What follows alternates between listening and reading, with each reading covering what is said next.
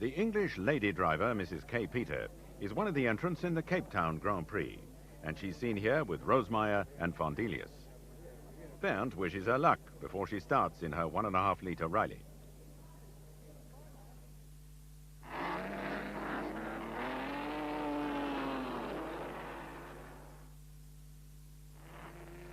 The two auto unions are the last to leave in this handicap event.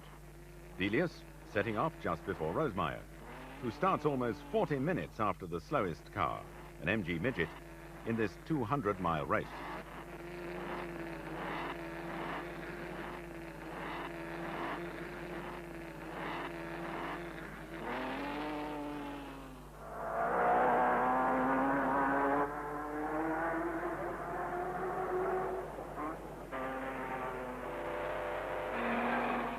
Much of this film was shot by Elie Rosemeyer and is actually a compilation of two races, the South African Grand Prix at East London and the Grosvenor Grand Prix in Cape Town, which is why the auto unions change numbers occasionally.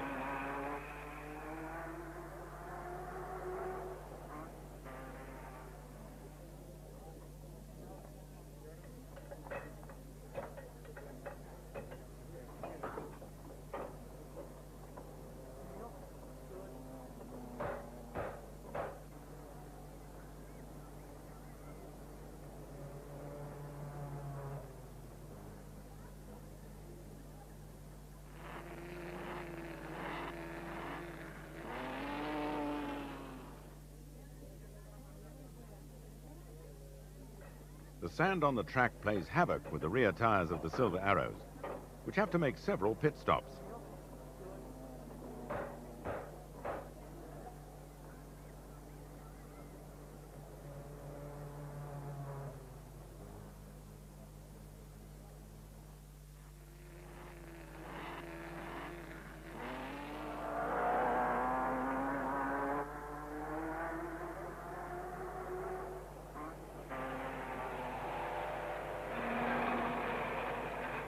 At times, the cars seem to disappear into the sandstorm, but eventually Fondelius wins the Cape Town race and Rosemeyer finishes second.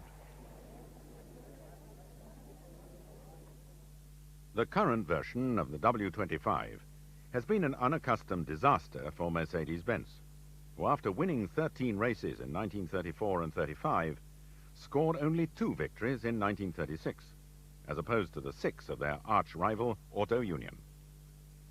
To correct this situation, a young engineer named Rudolf Uhlenhau is appointed technical director of the Rennabteilung, a new department which comes between team manager Alfred Neubauer and the design department.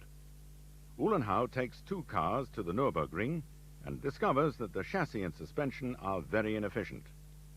His findings enable him to design a new car for 1937, the W125. He abandons the original box section chassis in favor of an oval tube frame. He improves the de Dion rear suspension of the 1936 car and puts wishbones and coil springs at the front. The original straight-8 engine is enlarged to 5.7 litres and now produces an awesome 580 bhp. The new car is imposing from any angle, and this is the view Mercedes hope Rosemeyer and his Auto Union teammates will see a lot of this year.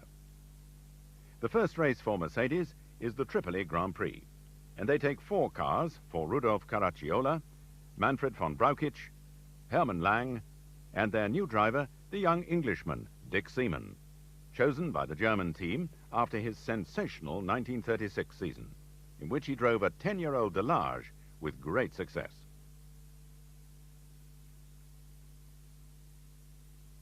Auto Union arrive in Libya for the Tripoli race, having dispensed with the services of the ailing Achille Varzi and signed in his place another Italian, the volatile Luigi Fagioli, who's fallen out with Mercedes.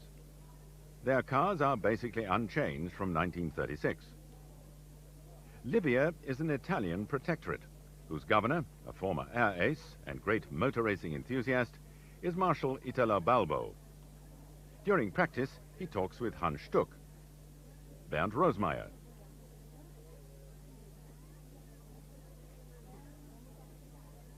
and Elie Rosemeyer.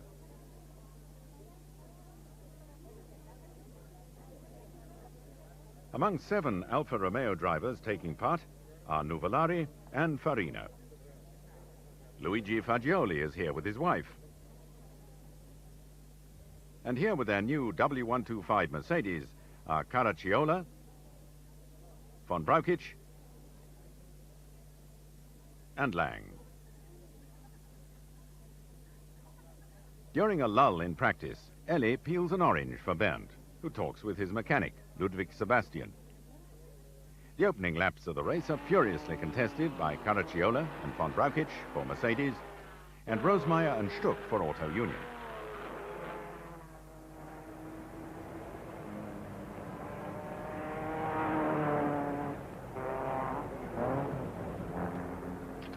Tires last about 4 laps on the Silver Arrows, and here Stuck makes an impromptu stop at the back of the circuit. Eventually, Hermann Lang beats the established aces and wins for Mercedes-Benz at 134.4 miles per hour, 10 seconds ahead of Rosemeyer, who's greeted by Ellie.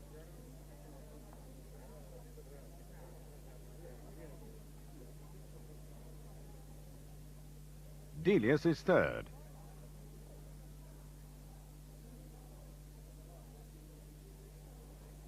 And Paula Stuck congratulates Hans on his 4th place.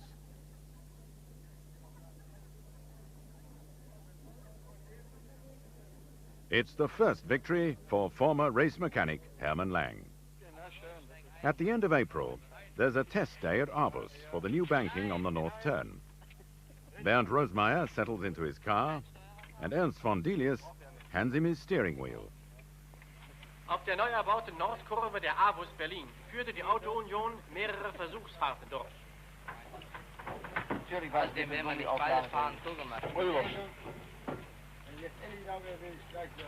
Fahrpunkt. Kommt ein zurück. Jetzt fällt er uns auch wieder in. Rosemeyer startet.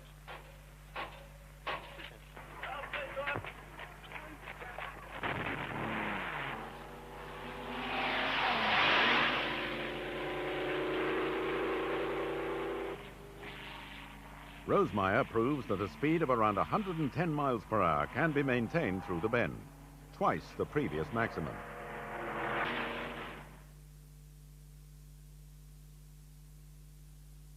A month later, the Arbus Grand Prix is held, a non-formula event for which Auto Union and Mercedes have built special streamlined cars.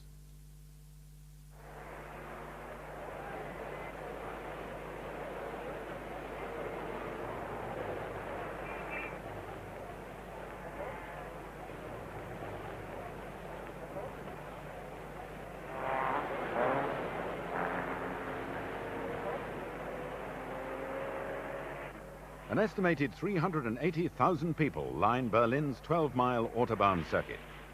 The meeting is opened by a vast motorcycle escort for the Minister of Propaganda, Dr. Josef Goebbels. And here is Dr. Goebbels with Sportführer Adolf Hühnlein on the left. The first 7-lap heat provides a tremendous battle between the streamlined Silver Arrows of Rosemeyer and Caracciola. Bernd puts in 1 lap at a fantastic 172.75 miles per hour. But Rudy wins by 0.7 of a second.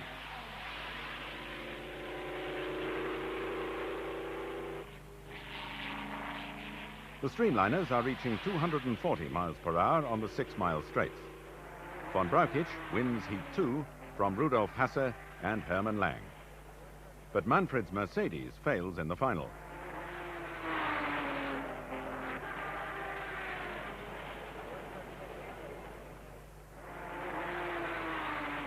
Rosemeyer has to stop for new tires and loses any chance of victory. Auto Union use compressed air jacks to raise the vast streamliner off the ground.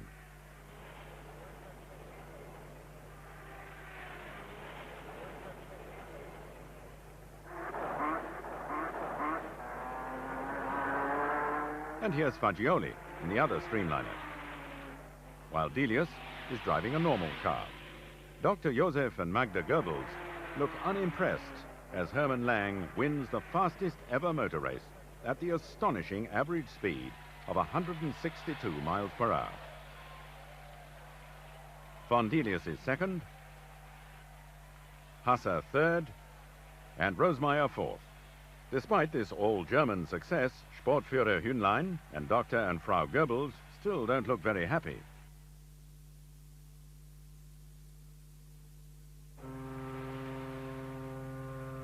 While his teammates are racing at Aarhus, Hans Stuck has made the long sea voyage to South America for the Grand Prix of Rio de Janeiro.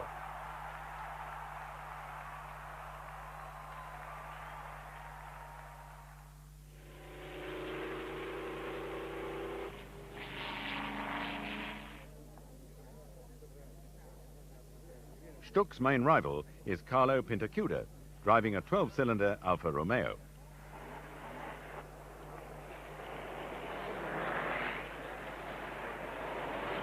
The race begins in pouring rain, and this, combined with the tortuous nature of the 7-mile circuit, enables Pintacuda to match Stuck for speed.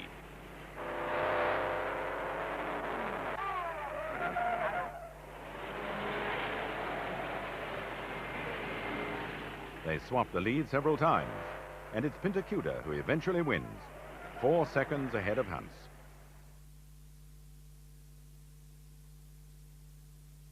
Auto Union are below strength for the Eifel GP a week later, as Stuck is still away. Fagioli is ill, and Delius, seen here dueling with Hasse, crashes in practice and cannot start. More than 300,000 spectators flock to the Nürburgring in glorious summer weather. The start is stupendous. The 550 horsepower Silver Arrows breaking into a thunderous roar, which shakes the grandstand to its foundations. The new 5.7-litre W125 Mercedes has already proved itself to be a formidable racing car at Tripoli.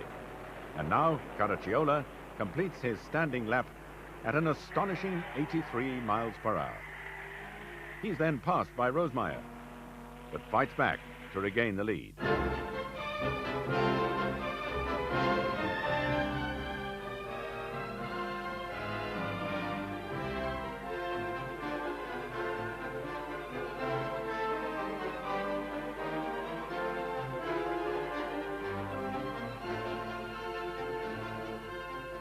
Rosemeyer is not to be denied, however, and by half distance, 5 laps, he's 30 seconds ahead of his great rival.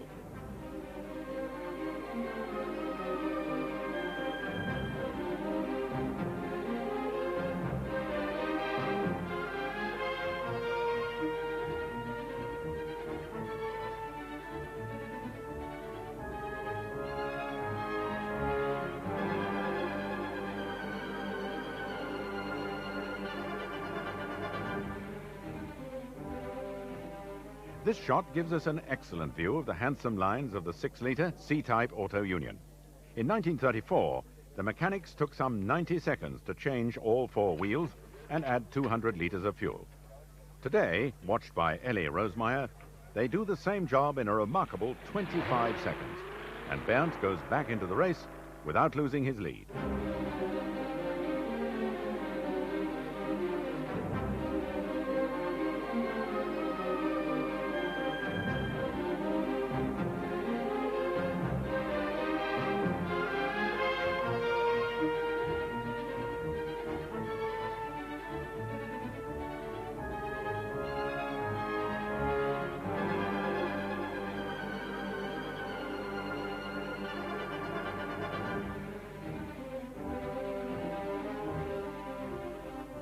This is Auto Union's new recruit, motorcycle ace H.P. Müller.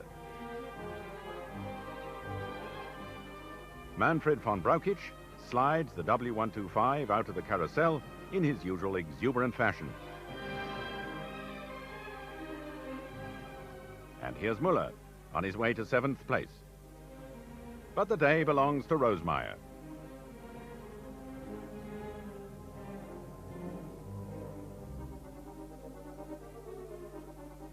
Auto Union avenge their defeats at Tripoli and Aarhus, and Berndt celebrates a unique hat-trick of victories at the Nürburgring. Truly a ringmeister.